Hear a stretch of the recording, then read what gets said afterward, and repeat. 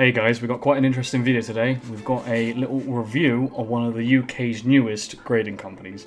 And we're also going to play a little game of Guess the Grade as well. So actually, from this point in time, it was only about 3 weeks ago-ish that I sent some cards off to MGC, which is Majesty Grading Company. I was lucky enough to be one of their initial 500 users, I think it is. It was like a little competition they were running, where if you were in the first 500, you get one card for free. Also, I sent more than that to test them out. And I also recorded a video of me going through the cards before I sent them, so that I could give you what I thought the grade would be, and you can also, if you want to, let me know what you think the grade should have been as well. So we're going to roll that now. So the ground rules before we start are the fact that this company do not deal in half grades, they only do full grades, and they also do not do sub-grades. So, admittedly, it's going to make it a little bit difficult to tell where we went wrong.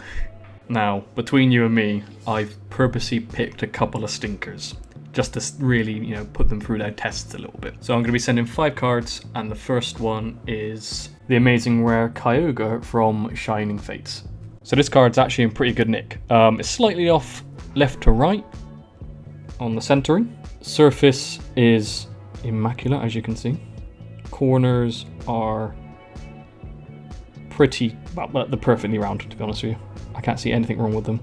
Round the back, same story. Perfect corners, no whitening there. No whitening there. Down there. And the centering on the back is, wow, spot on. I would put it, personally, at a 10. Card number 2 is a Cracked Ice Charizard. Now, this one's a stinker, because on the face of things, it looks pretty good. Centering on the front is spot on. Centering on the back is pretty much spot on. Corners are very slightly square, but not too bad. Little nick just up there. Now, the reason this is a stinker, though, is because of the holofoil. This obviously came from a deck. At the front of the deck, they obviously glue the front plastic piece on. Some of the glue dripped onto the holofoil on this card, and it's created like a bullseye just there. Now, without that, I think this card would probably be a PSA 9. With that mark on it, I would probably downgrade it to like 7, only because in certain lighting you can't actually see it. Mega Houndoom EX. It's another stinker, to be honest with you. And the reason it's a stinker is because, yeah, good luck getting the centering on that bad boy at the front. With the fire at the bottom and the top, really difficult to grade on centering. If we go around the back, we're quite off top to bottom. I hope they don't use to calculate the front. If I'm honest with you, I actually think the front is spot on. We've got a slight squared corner down there. Everything else with the card's pretty much spot on. The only other thing we've got is a factory line at the top there. This card, I would say, is probably getting a 7. Fourth card. It's a Sword and Shield promo Rebel Clash Flapple, and I'm submitting this one because I think it'd be funny.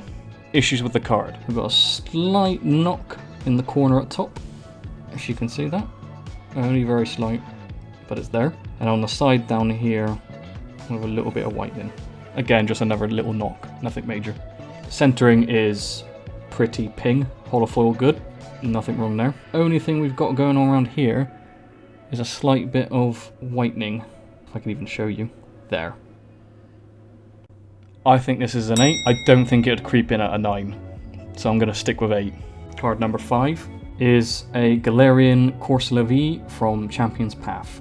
Unfortunately, there's going to be a lot of glare here because I'm not taking it out of this semi-rigid. The reason being is because I genuinely believe this card's a 10. From what I've read on their website, they're going to be very strict, kind of CGC level strict. I genuinely think this card is flawless, and I don't want to take it in and out just in case I change that flawless grade. But centering is perfect all the way around. The surface is perfect. I've gone over it a lot. We go around the back, centering is perfect again, and the corners are flawless. Right, so like I said, this is going to be a little bit of a review as well. They arrived in the post today. I paid a little bit extra to get them a little bit quicker and with added insurance on the send back because, well, I didn't want anything going wrong. So yeah, they arrived in a Jiffy bag, and within the Jiffy bag, they were in these nice little boxes, which are pretty sturdy to be fair. With that, I can't see much getting through. It sounds like there might be some bubble wrap in there too. They are all tamper sealed as well. So let's have a look. Right, there we go. I think that bit was probably meant to be facing up first. Interesting though. Huh. So that looks like, well, that is one of my cards I sent off. Obviously that's the Charizard, the cracked ice version. And I can see that says 10 up there. Now, as you would have seen the before section, I really didn't think it should have got that. Thank you for choosing us. Please tag us in your snaps. Yeah, I can definitely do that. That's a nice little touch though in itself. I think that might have just given the card away. Let's open this up. Again, I can't fault the packaging. I'm actually quite happy with that. And they do put it in a little teams bag as well, a little grade bag, which is also good. I rate that quite highly. Something about this company is, the reason that I'm checking them out mainly is because of their secure tech. I really like the idea of that, being able to check slabs when you get them or when you're going to buy them, and being able to see exactly what should be in that slab. And obviously if it matches up to your expectations, that's really cool. Now it's going to be on this side. Okay, so it's not the Charizard. That's really interesting. Maybe that's just a stock image. This is interesting. Okay, so this is my Kyogre. Amazing rare, beautiful card. It might be slightly skew whiff in there. I think it's slightly off center in there looking at it. Does it move around at all in there? Okay, so right, the thing I've just noticed then is cards do move around in the slabs very slightly. I don't think I'm too bothered by that. I would say there's a little bit more headroom up top than with a PSA slab, but as we all know in here, when you shake a PSA slab around, it makes a noise.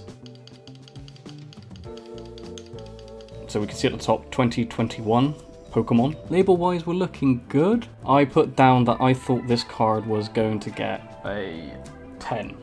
Because it was slightly off center left to right, but other than that, I thought the card was pretty much flawless. So let's have a look. Yes, 10. There you go. Exactly what I thought it was going to be. If we have a quick look in here. So the label does look decent. It's a little bit, like I would say the word, like the typeface is a little bit spotty, almost. But that could just be the style of it, to be honest with you. So you might see it on the 10 a bit more there.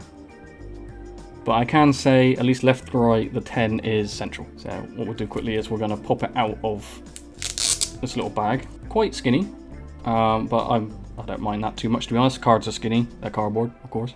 It's got a little lip around the outside, I can see and feel. So that's cool, because that means that they're going to be stackable as well. There's a little dot up there, but I'm guessing that's probably got something to do with the chip that's in there. So maybe that'll be on all of them. We can have a look. Okay, that's interesting. There does appear to be a crack up here in the case. Can you see that? Just there. It's definitely a little crack. I mean, it's minor, it's over their logo, but it's definitely noticeable. You can see it casting a weird, like, not shadow, but like where the light's hitting it funny. I may have to ask a question about that. It's not the end of the world, but obviously with slabs, you want, it's all about resale value, and if the slabs are damaged, then obviously that can impact the value. Definitely. Oof, I'm putting some force into it. That is not coming apart, which is exactly what you want to hear when it comes to grading cards. So again, security wise, and yeah, I can't see any dust or anything like that inside the case either. So that's a bonus in my books as well. So yeah, that's really annoying up there, because I was very happy until I noticed that right over the logo there. Again, it's not protruding or anything like that. I can't even dig my finger into it. It's like a little hairline fracture. It's definitely there. Again, I'm willing to cut some slack because they're a brand new company. So things, obviously there are always teething issues. Okay. Interesting. So maybe it's just a stock image, because it's on this one as well. Oh, this is the Cursula. So yeah, there you go. 2020 Pokemon Galarian Cursula V, Champion's Path. All fine. So I predicted this one as a 10 because I thought the card was flawless. If this was CGC, it'd be a perfect 10, I believe. But anyway, let's have a look. 9! What? What? Oh, that was unexpected. So the Kyogre I thought was going to squeeze it due to centering, and the card that I genuinely thought was perfect got a 9.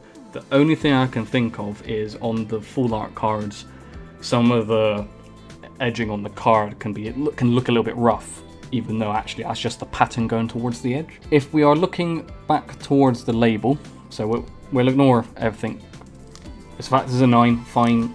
Maybe they are becoming a professional grading company. Maybe they have seen something that I genuinely didn't. So unfortunately that's going to have to be water under the bridge for the moment. We have that little dot over there again, but it has bled through to the front just there. Again, it's not super noticeable, it's just there. If it's on all of them, I don't think I'm going to be bothered by it. I mean, you probably can break into it, like you can break into everything, but security is at their forefront, and that's what I appreciate. Got a little bit of scuffing up here, but again, that's quite common on not just new company slabs, but on slabs in general. The amount of PSA slabs I've seen come back brand spanking new from the factory or the warehouse, wherever they do their grading, and they've got scuffs to hell is. And this doesn't seem to be suffering with what a lot of them suffer with, and that is having dust and debris inside the cases. Happy with the slab? That's a bit dubious. Technically speaking, I'm not a professional grader, so I will have to agree to disagree, I think. Hey, it's my boy Flapple. As we can see up here, 2020 Pokemon Sword and Shield, Flapple, Rebel Clash, stamped, nice.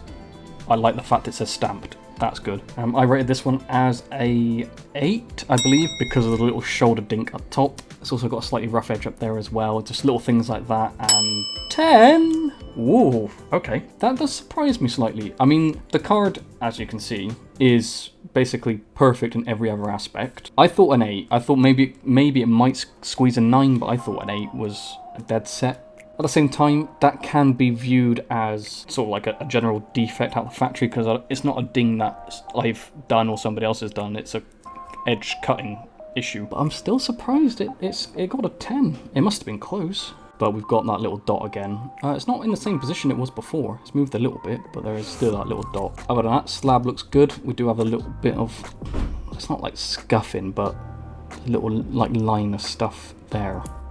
Again, I don't think it detracts too much from it. It's not something that I'm instantly drawn to. I genuinely thought that they were going to be really harsh graders, but this is definitely more of a PSA level. It depends how they're rating them, but I understand why the Flapple in some people's books would get a 10, because other than like the defect that I pointed out, which again is probably a factory defect, if they don't necessarily take that as your fault, then I can see why they would look past it. Final box. That dot in the same place as it was on the other ones. The Houndoom.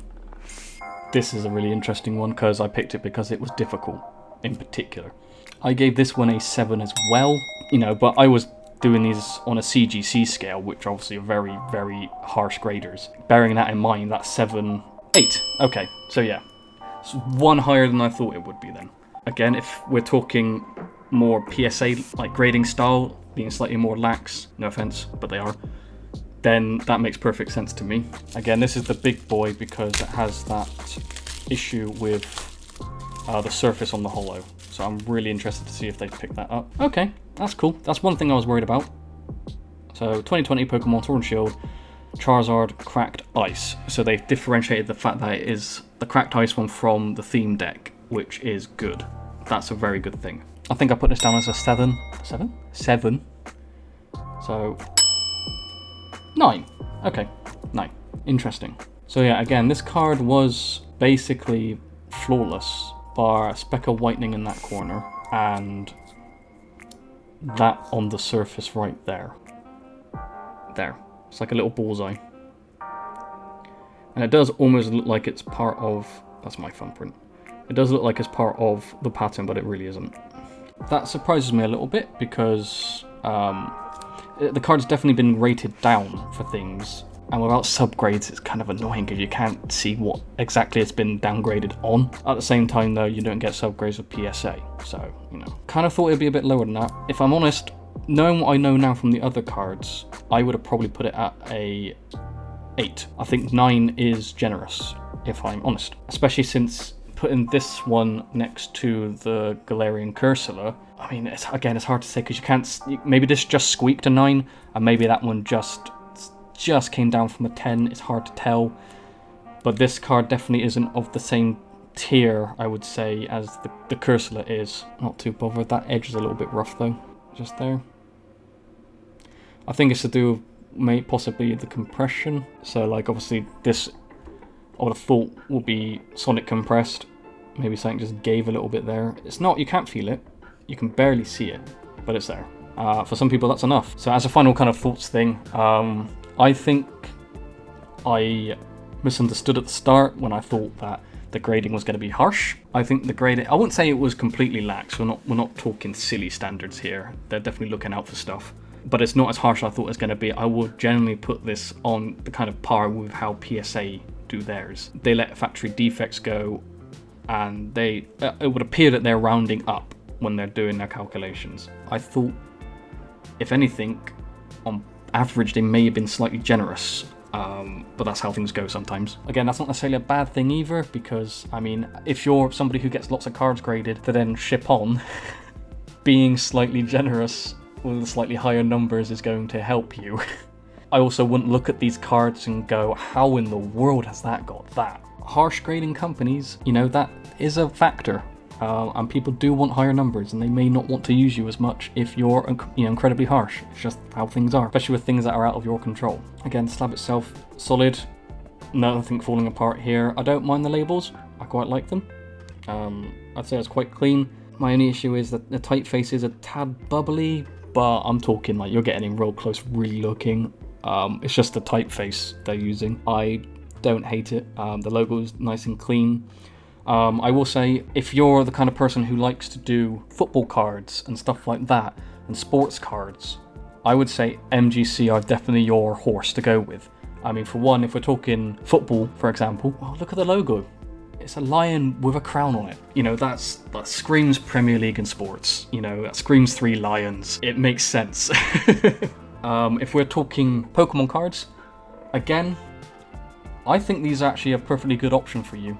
I will probably use them again myself, actually, now I've seen what I can get from them. Price is good. It's a good price point for what we're getting. Pokemon, sometimes, especially with the higher top tier cards, it can be nicer to have subgrades. But at the same time, the pinnacle of Pokemon grading cards is PSA, and they don't have subgrades. I like them.